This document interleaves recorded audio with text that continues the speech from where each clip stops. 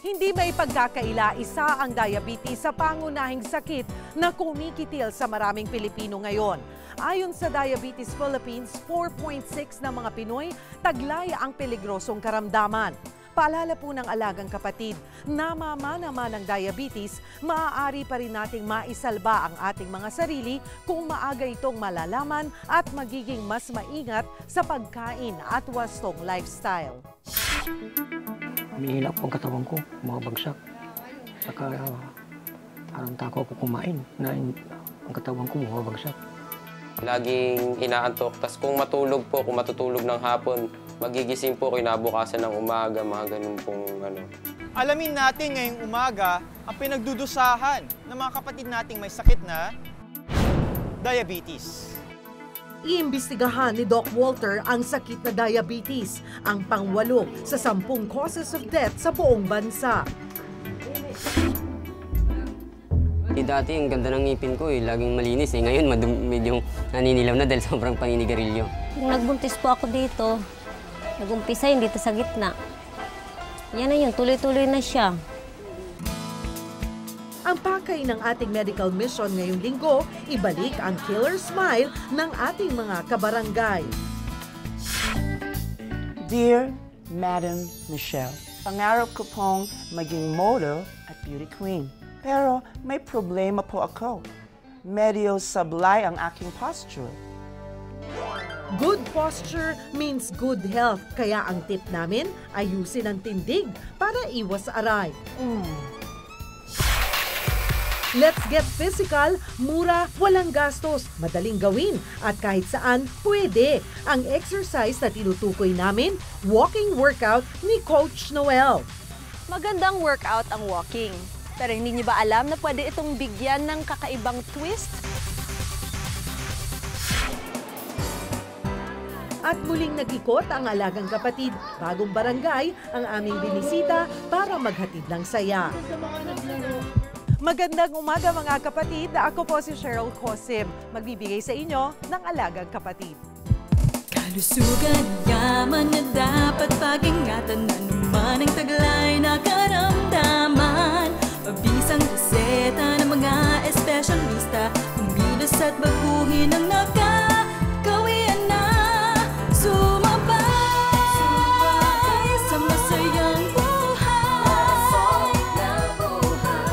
Wastong pangangalaga sa ating katawan, sa tamang kalinga at kaalaman. Anuman ang pinagdaraanan, tuloy ang saya, tuloy ang pag-asa, inspirasyon ang aming hatid. Ang lunas na alay namin, alagang kapatid.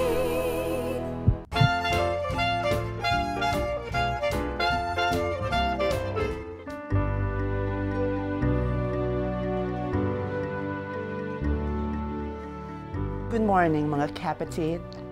Nandito na naman po ang inyong lingkod, Madam Michelle o Bombshell, sa inyong pinakapaboritong programang Dear Madam Michelle. At gaya ng dati, meron na naman po tayong letter sender na may kakaibang problema. And here goes. Dear Madam Michelle, ako po si Tony Baldoza, 19 years old, na taga Marikina. Pangarap ko pong maging model at beauty queen. Pero may problema po ako. Medyo sablay ang aking posture. Ano po, eventually hindi ko po napansin na parang mas komportable po akong nakaliyad. Kasi kapag nakaliyad po, hindi ka natutumba kasi since naka-heels po, di ba? So, ayun, nakaliyad ka, hindi ka tutumba kapag maglalakad ka. Parang yun na po yung nakasanayan ko nung tumarampa, naglalakad.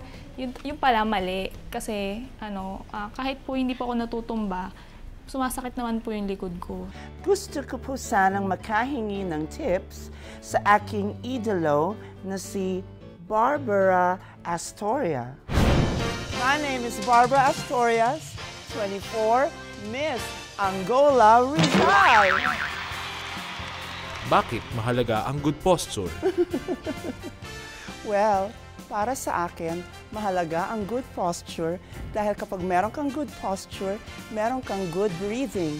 Totoo po yan. Ayon sa aking pag-aaral ng science at ng physical education, pag maganda ang iyong posture, maganda ang tayo ng iyong buong pangangatawan, maganda rin ang pagdaloy ng hangin sa iyong katawan.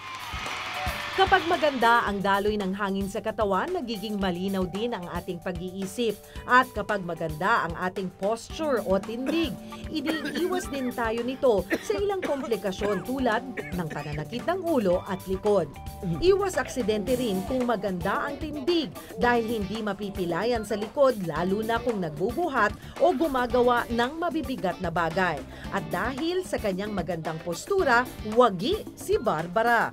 Kailangan natin ng magandang posture para ma-maintain natin yung back natin kasi as we age, habang tumatanda tayo, kumbaga sa machine, nandyan yung effects ng wear and tear. As you age, syempre pag nag-gain ka ng weight, lalong papangit yung posture mo. So lalong marami kang makukuhang musculoskeletal problems. Oh my God! Miss Barbara! Ano pong ginagawa niyo dito? Ano ka ba, Tony? Tinupad ko lang naman yung wish mo kay Madam Michelle o Bombshell. Kaya naman andito ako fresh from the coronation, nanalo ng Best in Good Posture para ipasa sa'yo ang aking mga karunungan pagdating sa posture. Beautiful, Iha. Ngayon, ang problema, di ko rin alam. Physical therapist na lang ang magpapaliwanag sa'yo. You know me naman, ganda lang tsaka tips ang kaya. So, roll VTR. Hyperextended yung back niya. Ang tendency mo when you do hyperextension, yung neck mo, magpo-forward posture ka. So, ang most likely magkakaroon siya ng pain dyan sa neck, tapos sa low back. Madalas daw gawin ni Tony ang magbasa o mag-computer habang nakadapa. Ang ganitong gawain daw ay hindi nakabubuti sa ating likod. Mabuhay! We are fond of watching ng nakadapa. Tapos, diba, nakaganon. So, it's bad for the neck kasi madalas naka-excessive extension ka. Kaya naman ang aming tip, eliminate bad habits. Iwasang dumapa tuwing nagbabasa o nanonood ng TV. Mas okay kung gagawin ito nang nakaupo para hindi mapuwersa ang likuran. Tandaan mo, Tony, pag naging beauty queen ka na, syempre pa, lagi kang magta-travel.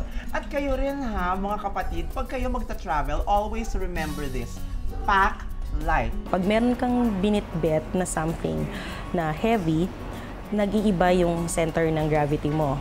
So, ibig sabihin, may ibang part ng body mo na hindi dapat ma-strain if you sustain the proper posture na pwedeng ma-strain. Ang aming tip, hanggat maaari, iwasang magbitbit ng mabibigat na bagay. At para sa mga kababaihan, mas mainam daw na gumamit na lang ng handbag kaysa backpack para mapangalagaan ang inyong likuran.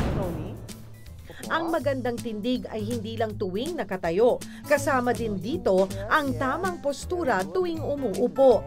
And sa pag-upo mo, yung level ng hip is 90 degrees. So hip mo at saka yung thigh. So 90 degrees yan, makaganyan.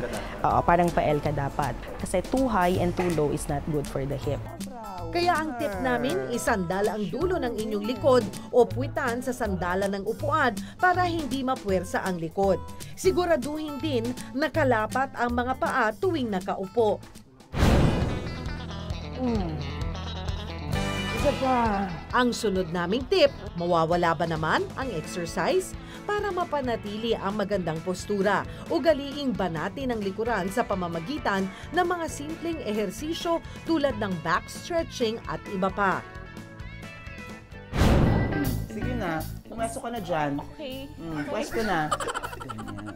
Mainam ding magpamasahe para makatulong na ma-relax ang nananakit na muscles at joints na sanhi ng maling tindig ng katawan. Massage can help kasi as you massage the area, nag-i-increase yung blood supply dun sa area.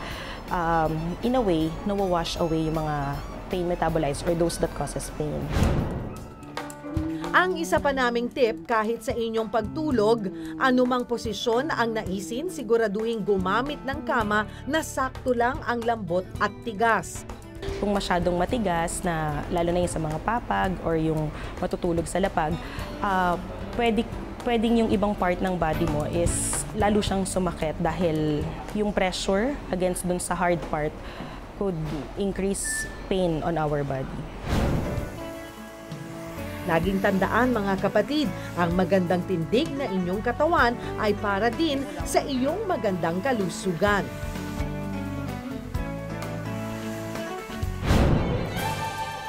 Kaya naman si Tony game na makipagsabayan ng rampahan sa kanyang idolong si Barbara Astoria.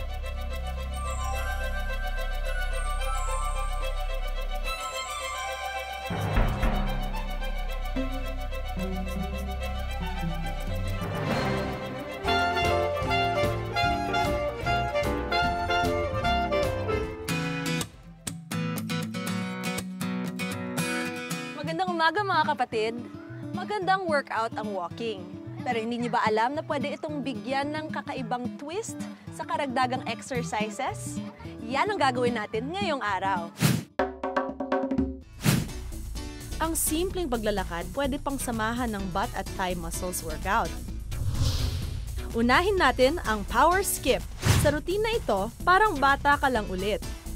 Habang naglalakad, ay simulang mag-skip. Mag-hop tayo sa ating mga balls of the feet habang siniswing ang ating mga arms. Mga kapatid, sabay-sabay natin itong gawin sa loob ng 1 minuto. Let's do this! Gawin nyo mas strong yung arms ninyo. Ito yung nagbibigay sa atin ng power sa power skips. Yung pag-swing ng arms. Ang arms niyo, soft fist. Tapos swing back ninyo yung elbows. O diba, bumilis ang tibok ng puso ninyo? Mas magpapawisan pa kayo sa iba pang mga exercises na ituturo ko sa pagbabalik namin. Susunod! Umihilap ang katawan ko, mga bagsak. Saka parang tako ko kumain na ang katawan ko mga bagsak. Laging inaantok. Tas kung matutulog ng hapon, magigising po kinabukasan ng umaga, mga ganun pong Alamin natin ngayong umaga ang pinagdudusahan ng mga kapatid nating may sakit na diabetes. Alagang kapatid.